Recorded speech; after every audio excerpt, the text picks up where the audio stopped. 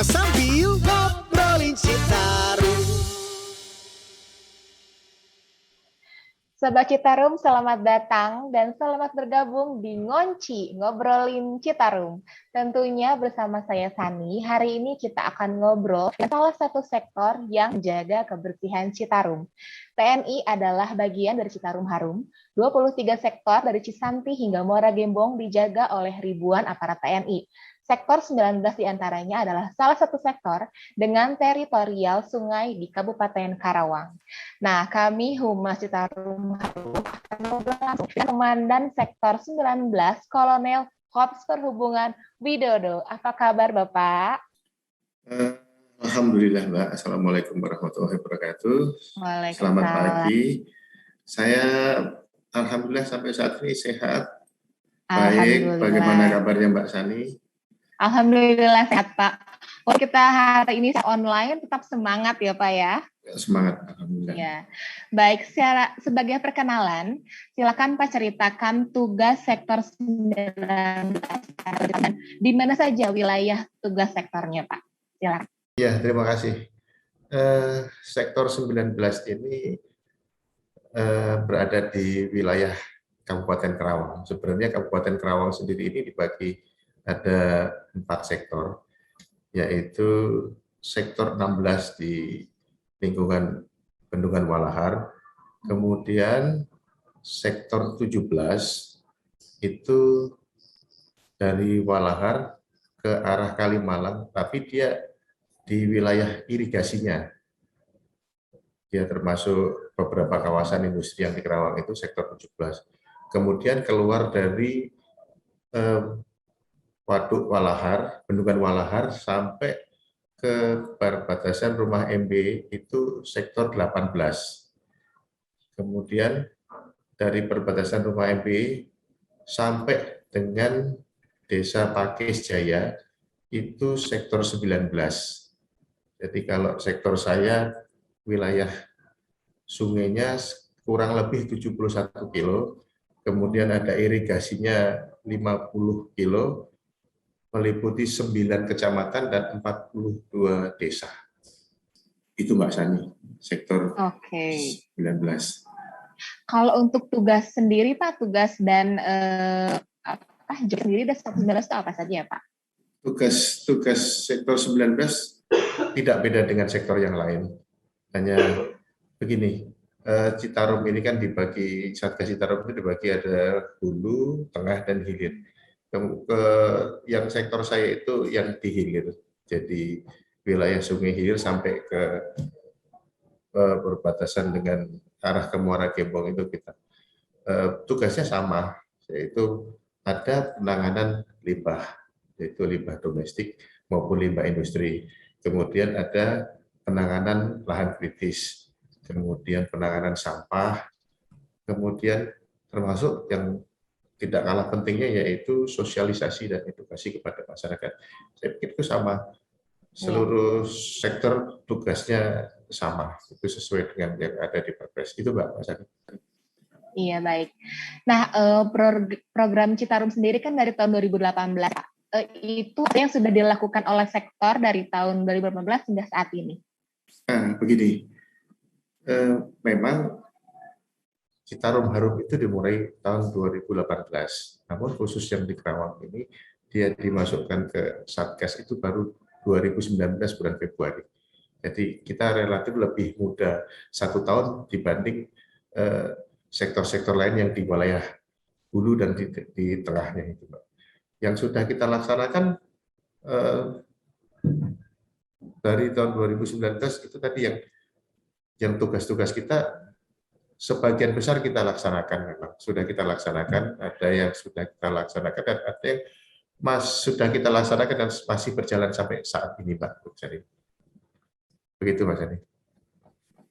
Baik, Bapak tadi berbicara bahwa sektor 19 itu bekerja mengenangani limbah domestik, limbah industri dan area lahan kritis ya, Pak ya? Betul, Pak. Nah, untuk berkoordinasi untuk sukseskan program Citarum itu dengan siapa saja, Pak, berkoordinasinya? Begini, Mbak. Di dalam melaksanakan tugas, saya selalu terutama yang hampir hari-hari saya berkoordinasi itu dengan Dinas Lingkungan Hidup dan Kebersihan Kabupaten Karawang. Saya hari-hari mulai dari penanganan yang sering itu penanganan sampah-sampah di dalam kota maupun di itu kita bersinergi bekerja sama. Kita ada alat angkutnya, kita ada tenaganya, mereka spot-spotnya, spot-spot lokasi sampahnya, kemudian mereka ada alat berat kecil untuk mengangkut, naikkan ke kendaraan kita dump truck, kemudian kita bawa ke tempat pembuangan air. Itu yang kita berkoordinasi dengan Dinas Lingkungan Hidup Kabupaten Karawang. Kemudian ada lagi, kita juga dalam menangani selain kebersihan, kita menangani lahan kritis, atau kita bisa sebut normalisasi tanggul-tanggul yang di bantaran Sungai Citarum itu kita berkoordinasi dengan pihak BPWS. Jadi ada staf atau stafnya BPWS yang menjadi supervisi kita dalam melaksanakan normalisasi tanggul. Kemudian ada hal yang tidak kalah penting juga. Kita berkoordinasi dan bersinergi dengan Perum Jasa Tirta II. Itu kaitannya dengan irigasi, Mbak Sani. Jadi kita bersinergi.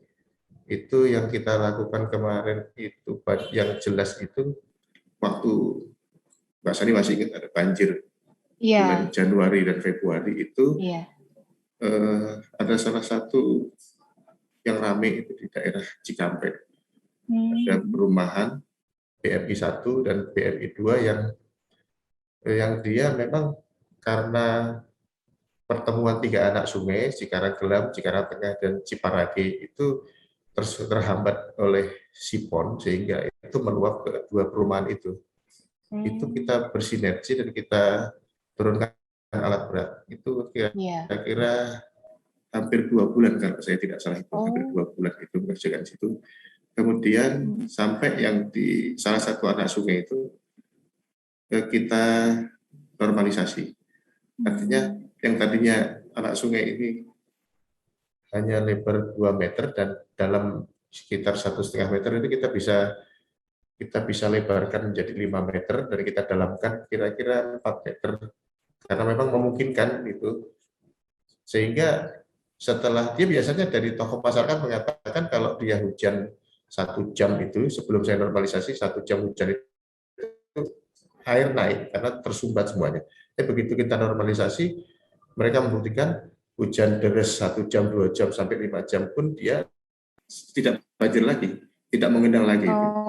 Itu yang banjir-banjir besar kemarin itu karena memang itu akumulasi ya. Jadi karena daya tampung sungai tidak banyak, kemudian debit air banyak mengakibatkan banjir yang luar biasa.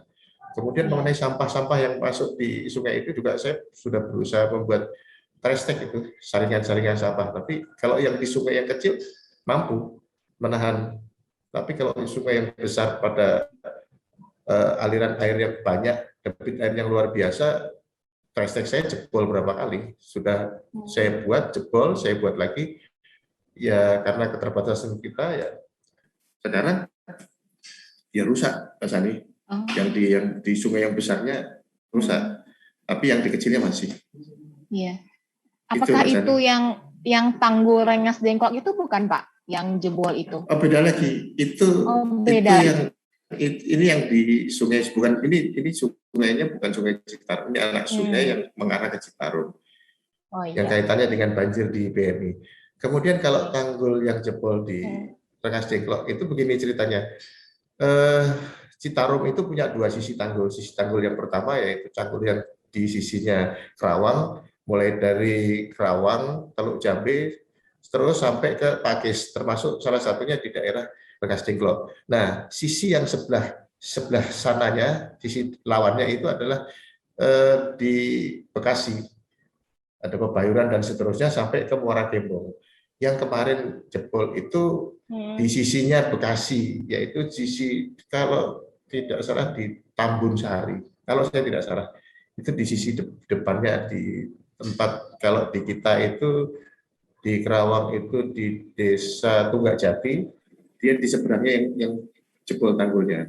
Mm-mm. Nah, saya menormalisasi tanggul itu mulai dari bulan September 2020. Saya kerjakan pelan-pelan.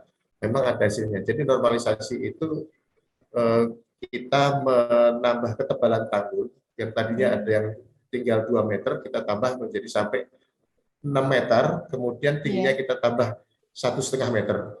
Mm-mm. Itu yang kita laksanakan.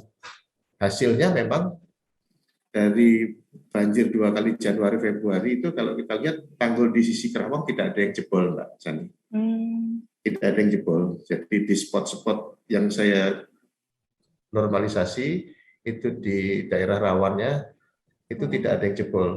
Memang ada satu titik yang kita bilang di daerah desa Jayakarta itu di Rengas Dengklok itu kita sudah naikkan, sudah kita tebal, tapi karena mungkin bawahnya kopong atau kosong itu dia ambles lagi sekarang. Jadi sudah ditanamin rumput, dia ambles lagi.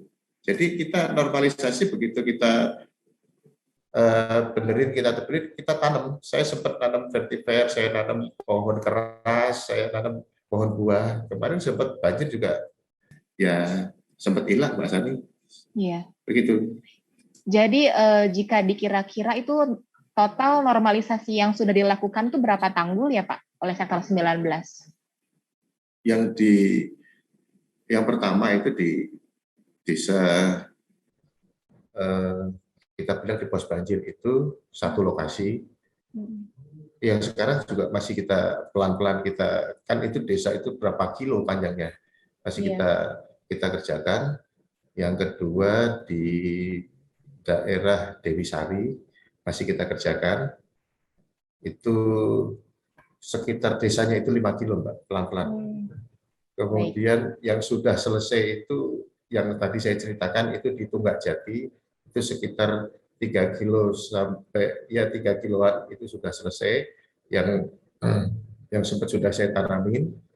Yang akan kita kerjakan itu ada salah satu desa yaitu Karyasari yang kemarin banjir itu saya lihat memang tanggul sekian hanya 1 jengkal itu airnya sudah sampai ke situ. Ya ada beberapa rembesan di ke arah kampung itu rembesan yang kemarin saya tutup pakai pasir, saya isi dengan karung, saya isi pasir, saya tempelkan di situ. Ini nanti mungkin moga-moga bulan ini bisa dikerjakan karena kita juga buru waktu, jangan sampai nanti situasi sudah mulai banyak hujan itu tidak terkerjakan. Gitu Mas Ani. Jadi ada 2 yang masih dikerjakan, 1 yang selesai, 1 yang akan dikerjakan. Itu Mas Ani. Baik, luar biasa sekali Pak. Berbicara soal limbah, Pak, itu merupakan salah satu tugas dari sektor 19, Pak, ya, yaitu sidak ke beberapa pabrik. Itu biasanya komponen apa sih yang dicek itu saat sidak? Jadi begini, Pak. Memang salah satu tugas kita yang tertuang dalam Perpres itu adalah mengendalikan pencemaran. Salah satunya caranya kita mensidak pabrik-pabrik itu. Kalau boleh dikatakan sektor 19 itu aliran sungainya itu banyak pabriknya memang justru tidak di sektor 19. Jadi kalau ada sektor 17 itu kawasan industri, dia pengolahan limbah cairnya masuk dalam IPAL industri, kemudian ujungnya di sektor 19. Kemudian sektor 18 juga demikian.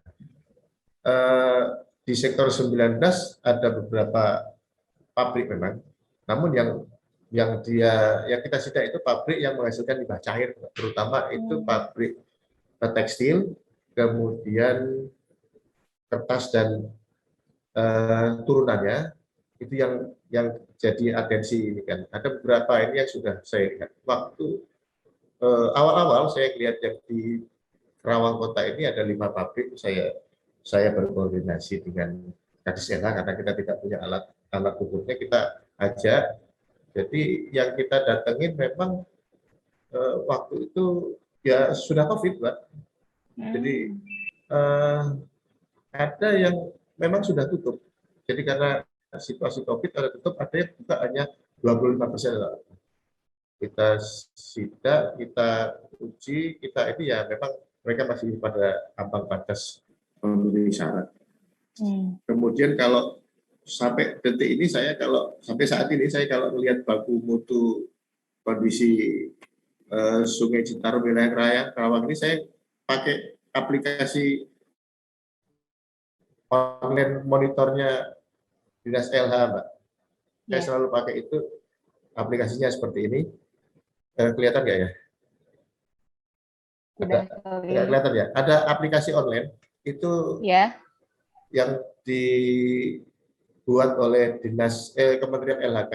Itu kalau hari ini nilai storage-nya itu -10, kemudian statusnya itu tercemar ringan. Di situ update data tiap hari, yang ada di situ adalah BOD, COD, dan suhu. BOD itu biologikalnya, kemudian CO2 itu chemicalnya, kemudian ada satu lagi suhunya. Sekarang ini dia pada poin 30,34. Itu yang saya pakai tiap hari. Jadi kalau ada bilang sungainya ini tercemar atau enggak, saya pikir saya pakai ini. Kita lihat saja di aplikasi online yang menyebutkan dia kondisinya ya tercemar ringan seperti itu. Ini update tiap hari, Mbak. Tadi itu. Kalau pengalaman unik saya ya itu, kita menyidak pabrik itu unik semua. Unik begitu kita udah semangat, ternyata di pabriknya tidak operasional kan. Itu kita udah semangat, tapi pabriknya tidak operasional. Memang pernah ada yang memang dia buangnya tidak ini dia di tengah kali itu, tapi langsung saya bongkar buang itu pipanya kan harusnya kelihatan, pipanya kelihatan di bibir kan, tapi ya sampai di tengah, tak bongkar, Mbak. Saya bongkar, saya suruh benerin, kelihatan itu, kemudian kita awasi lah. Itu yang unik. Ngobrolin Citarum itu memang tidak ada habisnya ya, Pak ya. Benar. Tapi unik. Iya, betul. Itu unik, sangat unik. Ya.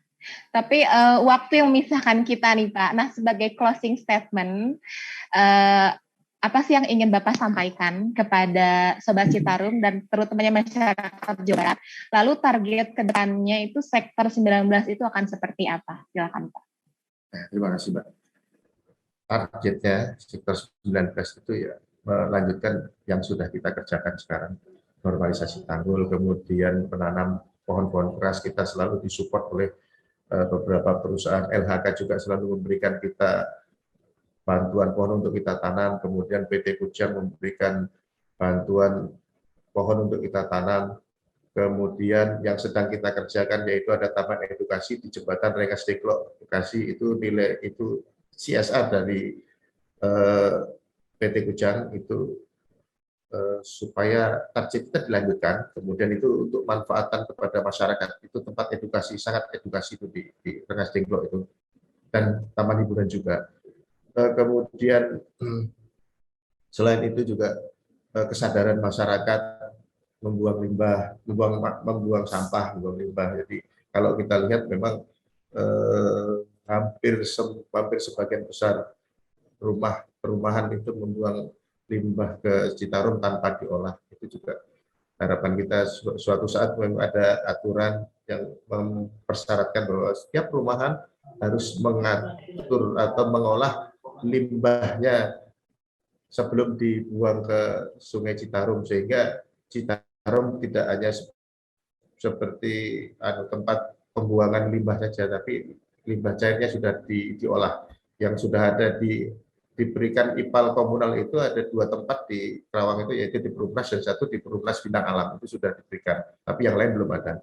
Itu program-program, dan harapan saya Sungai Citarum itu tetap bisa memberikan sisi manfaat bagi masyarakat kita, bagi penduduk kita, terutama yang di bantaran itu bisa memanfaatkan dia menjadi salah satunya menambah penghasilan, syukur-syukur nanti bisa menjadi tempat rekreasi gitu, Mbak Sani. Baik, luar biasa sekali Pak Widodo. Hatur nuhun, terima kasih atas waktunya yang sudah sama-sama Mbak Sani. diberikan. Terima kasih, sama-sama. Banyak kita ngobrol ya Pak ya. Nanti lain Ya, kali Mbak kita akan Sani. ngobrol lagi. Baik, terima kasih juga kepada Ya, Sobat terima kasih. Citarum yang sudah menyaksikan Ngonci, ngobrolin Citarum. Saya Sani pamit undur diri. Saksikan episode Ngonci selanjutnya. Sampai jumpa.